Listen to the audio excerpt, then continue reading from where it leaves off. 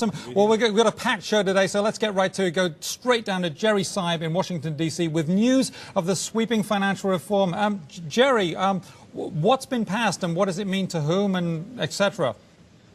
Well, what's been passed is the House version of a financial regulatory overhaul. This is the reaction to the financial crisis and a change in the regulations that the administration has been pushing. It's passed the House barely with no Republican votes whatsoever and not all the Democratic votes. But it's going to have a big impact, particularly on large financial firms, which will face new capital requirements, new liquidity requirements, a new system for regulating firms that are deemed systemically risky or potentially systemically risky, and those could even be broken up under some circumstances. Well, now, what about the consumer protections that we were hearing about? Is this good news for individual consumers?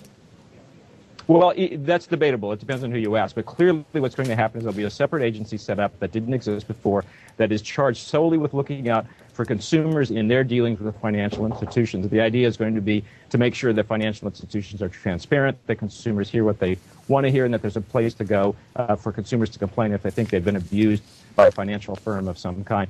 This was much fought over. There was a last-minute attempt to take that out of the House bill. That failed. That was the last big vote before passage. Okay, Jerry, stay with us. I want to bring in the panel now.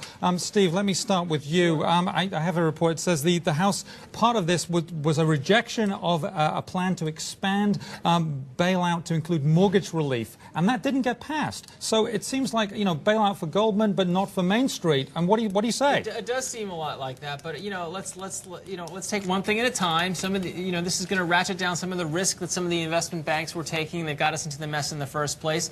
And Simon, the pendulum is still swinging back towards regulation. It hasn't swung all the way back towards regulation, so maybe something down the road. We'll see what happens there. But yeah, what about us? What about us? What about us? And what do you think? Look, it's just a huge, as you called it, sweeping bill. So it's got like a salad. A salad, exactly. Some bits are going to taste great, some bits are going salad. to taste really tart and horrible.